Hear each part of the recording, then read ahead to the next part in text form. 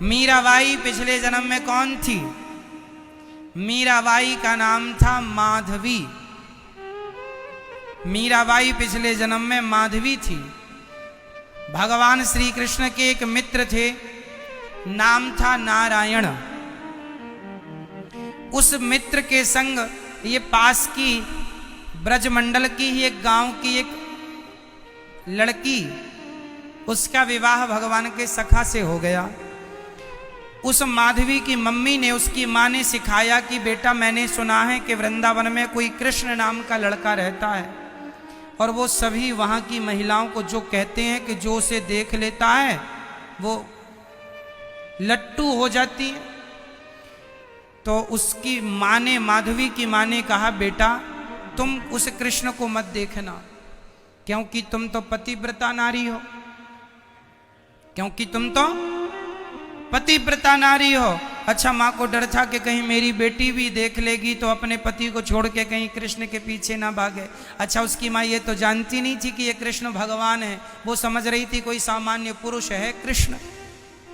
तो जब विवाह हुआ, माधवी वृंदावन आई तो भगवान श्री कृष्ण को पता लगा कि मेरे दोस्त की शादी हो गई है। तो भगवान गए, अरे भैया छोरा ब्याह कर लियो, चल दुल्हन को दिखा। और गांव में तो ऐसी हो भाई तेरी दुल्हन देखूंगा मैं। तो भगवान गए तो माधवी ने अपना सिर ढक लिया। उसे लगा कि यही के लिए तो माँ ने मना किया था, यही तो कृष्ण है। आवाज सुन रही है, बड़ी सुंदर आवाज है कानों में, पर उसने पूरा घूंघट ऐसा ले लिया और अपना पूरा सिर ढक लिया। भगवान जाके बैठ गए सामने। अरे बहू मुंह तो दिखाओ।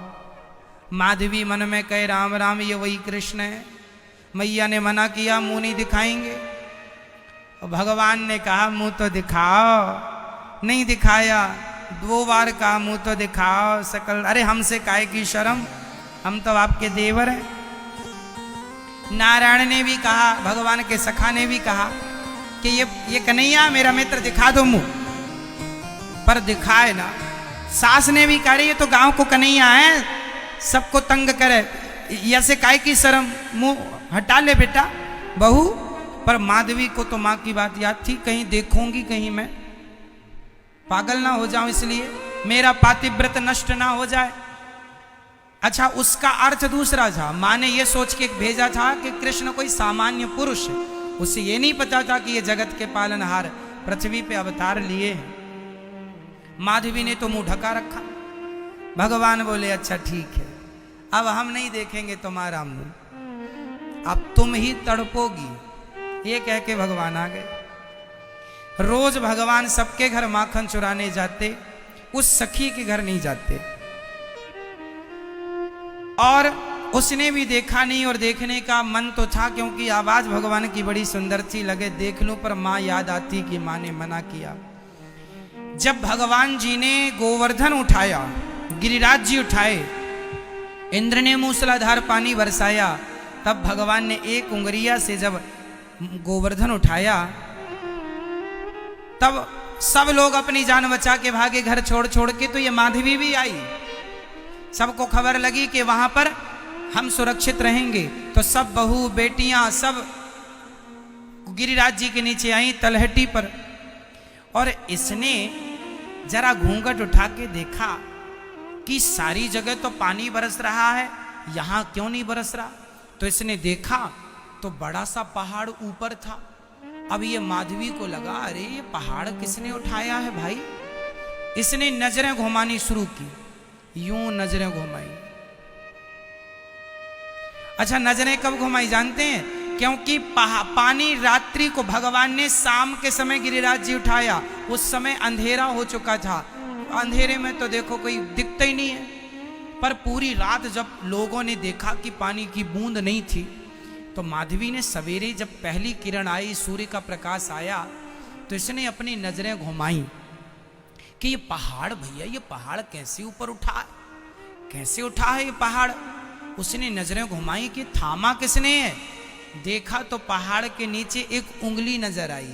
ये वो उंगली देखा तो बड़ी सुंदर उंगली थी। वाह, ऐसी उंगली तो मैंने आज तक देखी नहीं। उंगलियां तो आदमियों की, पुरुषों की, महिलाओं की खूब देखी है, पर ऐसी सुंदर उंगली ना देखी।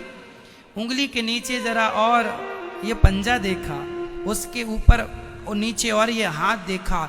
अब उसकी नजरें उंगली से धीरे धीरे नीचे जाने लगी, और नीचे जब जाने लगी तो उस भगवान के हाथ तक गई, यहाँ ऐसे यहाँ तक गई, यहाँ के बाद तो मुख ही था, और नजर नीचे गई माधवी की, तो श्याम सुंदर के मुकुट पर मोर पंख दिखाई पड़ा, सुंदर सी मुस्कान दिखाई पड़ी, सुंदर से कन्हैया नजर आए, तो वो पागल हो गई।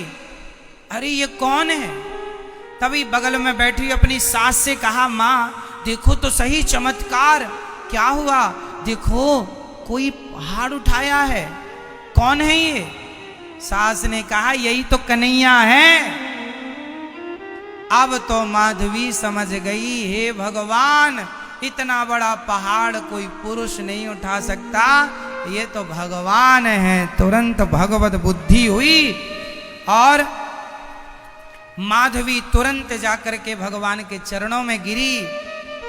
गिरिराज उठाए उठाए भगवान ने अपनी कृपा दृष्टि से एक बार माधवी को देख लिया। अभी तो देखते नहीं थे भगवान, अब देख लिया।